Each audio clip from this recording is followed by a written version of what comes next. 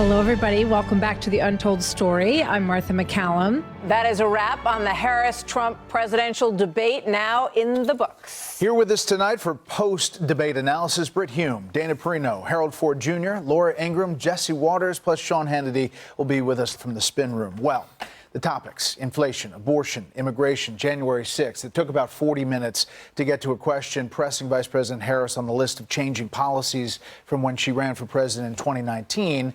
About an hour before foreign policy came up, the first question of the debate: are you better off than you were 4 years ago? Never fully received an answer there. However, Vice President Harris was clearly well prepared, practiced, on the offensive much of the night. Former President Trump did take a lot of the bait that she threw out in some of those answers, but he pointed time and again, as he did there at the end, about what she has or has not done as vice president. The question now is, how much does this move the needle? Yeah, I mean, it has to be said that she was really never held to the fire. She was not pressed by the moderators on her past positions and how she got from a very progressive, most progressive senator to where she is now. And that falls on ABC. And I think there were moments when it felt like they were helping her out and they were not helping him out. There were times when he didn't pivot as well as he should have to move on to some of the points that he no doubt wanted to make. He went down a few cat and dog holes rather than rabbit holes tonight, which will be discussed, no doubt. I thought the strongest moments were foreign policy, Iran, when he talked about Ukraine, Afghanistan, and that close. Why haven't you done it? Okay, let's go around the horn. Brit Hume, thoughts?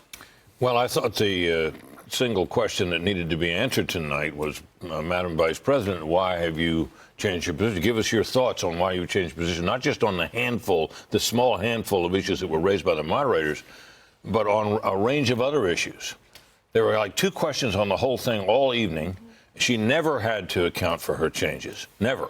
She said she'd go down the list. She never did. Now, look, make no mistake about it. Trump had a bad night. He rose to the bait repeatedly when she baited him, something I'm sure his advisors had begged him not to do. In the first debate when Biden attacked him, he just kept his cool and kept going. In this debate, he rose to a debate, and we heard so many of the old grievances that we'd long thought that Trump had learned were not winners politically. Mm-hmm. And there they all were, talking about how he didn't lose the election and all that. I mean, my sense is that she came out of this in pretty good shape. Now, how long this will last and is anybody's guess. But for tonight, at least, this was pretty much her night. You're saying she had a good night? I'm saying she certainly did. Sean Hannity is in the spin room. Thoughts on this debate, Sean? Disagree on other parts of what he said. I think the biggest loser in the debate, and we talked about this pre-debate, is ABC. The fact that we didn't get to fundamental, strong positions that Kamala Harris had taken on very deep and profound issues involving the economy and immigration and ending private health care and defund and dismantle. There was a lot of cliche, a lot of rehearsal that I saw in her performance. Okay, that's fine. That was anticipated. There were a lot of lies that she told about abortion, about Project 2025, about gun confiscation, and that was frustrating on a lot of fronts. I think that the biggest epic fail here is that, we're now 50 days in, and early voting, for example, we're in the Commonwealth of Pennsylvania tonight, starts 1 week from tonight, and then it rolls out in all these other swing states that matter. The fact that we don't know if she still supports, free housing, health care, education, and sex change operations for illegal immigrants is unfathomable to me after an hour-and-a-half debate. Does she still support defund, dismantle, no bail laws? Do we have an answer on no fracking and no drilling? She didn't say that in 2000. Even CNN fact-checked her after her 16-minute and 29-second debate. We don't have answers on the economy, Bidenomics being a great success. President Trump, I thought, was effective on the issue of, okay, 3.5 years you've been vice president. Why haven't you gotten these things done? And in many, many ways, that pass that she's gotten has been the greatest disservice, I think, tonight to the American people. That's on ABC Disney. That really shouldn't be the other candidate's job to be to be challenging them, especially when you have muted microphones. We don't know anything about Kamala Harris, and that's frustrating. I didn't hear you. What? No, that's it. We were listening to you. Thank you, Sean. Thank you, Sean. Oh, okay. Let's go to Harold Ford Jr. Harold, your takeaway from tonight. So I agree with Brit. This what has to be thought of by supporters of Donald Trump and people in that campaign as a disappointment. June 27th, we talked about before, was a different kind of collapse for Joe Biden. In some ways, this has to be thought of as a collapse in some ways. I got reaction from Republican friends. The two common things were train wreck and he needs this to end. These are people who support him and I think will continue to support him. I said about Joe Biden that night that he seemed all over the place. He seemed unprepared and unorganized. I get the sense. I think ABC, the moderators, could have done a better job. But it's almost like if you're in a basketball game and you go up against playing a team that's taller than you, you don't complain at the end of the game. They're taller than us. We knew that before. He's used to people piling on him. He just didn't seem like he was ready. If you're a voter watching tonight, I was reminded of the great Dennis Green, the former coach of the Vikings, who said they are who we thought they were. And Donald Trump tonight was that guy. Two, she conveyed the calm. She conveyed a preparation. Did she answer all the questions about the switches? No. But I would have thought that he would have raised some of those. I know we said, well, should he have to do that? When you're in a fight for what you believe is the fight for the country, in the soul of the country, then you have to be willing to do those things. Finally, she was tenacious on Russia. She had clarity about the future of the country. He was a little too gloomy, I thought. And when asked, I saw around the table, I've never heard Donald Trump not be definitive about a set of plans. He said, I have concepts of a plan. Here we are, 56 days from an election. You've been president before. He's got to recover from this, and we'll see if there's another debate. I hope the two of you are moderating if there is another debate. And if I'm him, I'm asking for one. Speaking tomorrow. of which, senior advisor to the Harris campaign, Brian Fallon, just sending out, that was fun, let's do it again in October. To that point, Fox has officially invited both campaigns to a debate in October. We have sent a formal invitation, as we had before, and we've renewed that specifically for a debate to be hosted on Fox News in October. We hope they take it up. Seems like the American people would love another opportunity to see these candidates. It's been such a short window, and they deserve as many opportunities as possible. We certainly hope that they will take us up on that. Jesse, your thoughts? I don't think the American people are watching and thinking any of these people won. This was rough. This was pretty intense at times. She started off shaky. She regained her footing. But I thought she was going to come out with some of these memorable lines.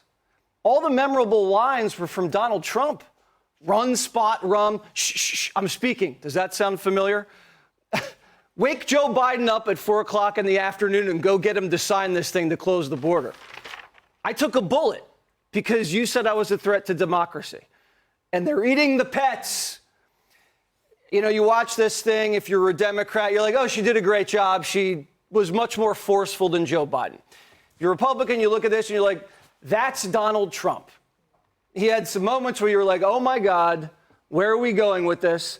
And then he just had some great knockouts.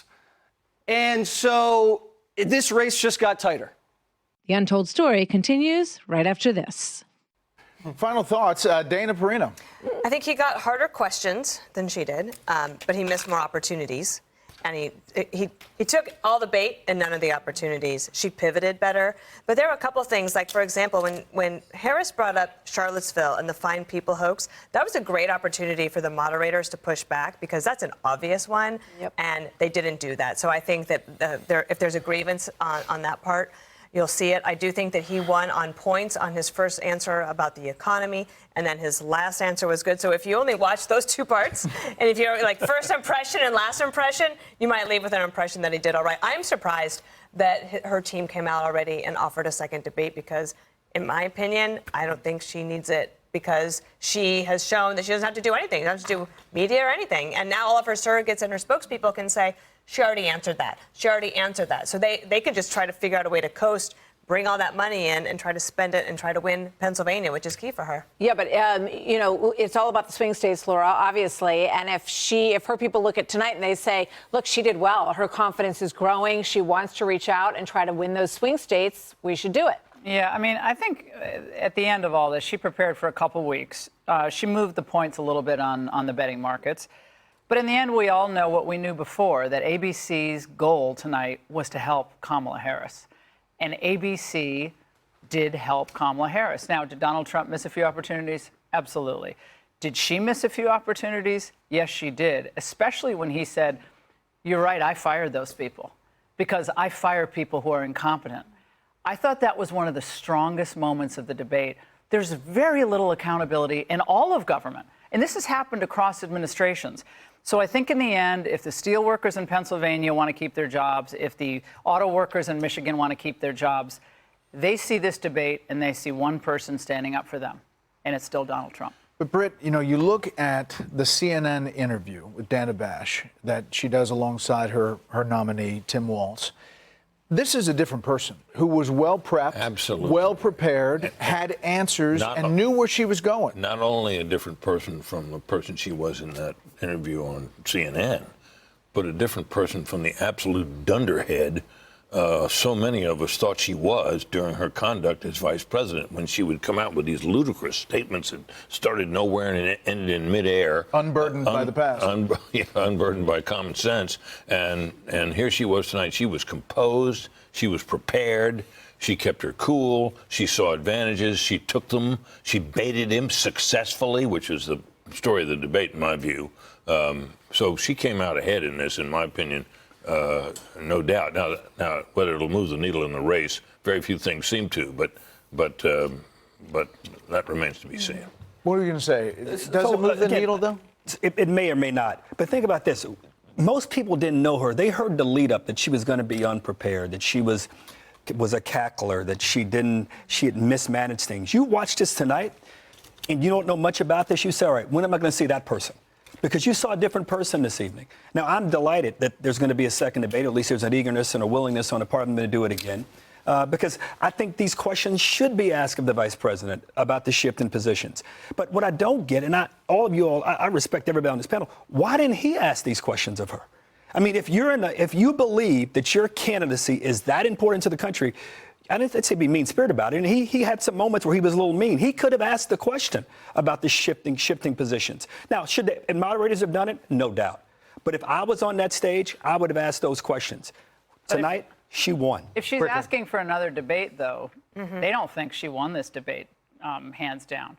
They would be, to Dana's point, saying, we're done. Mic drop.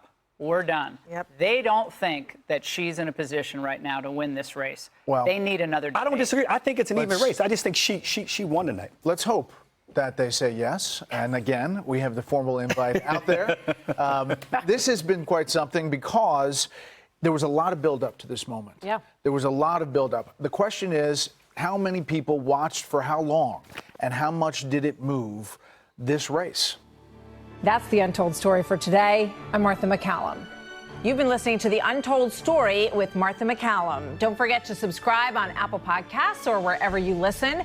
Make sure to rate and review. For more podcasts, go to foxnewspodcast.com. Listen ad-free with the Fox News Podcast Plus subscription on Apple Podcasts, and Amazon Prime members can listen to this show ad-free on the Amazon Music app.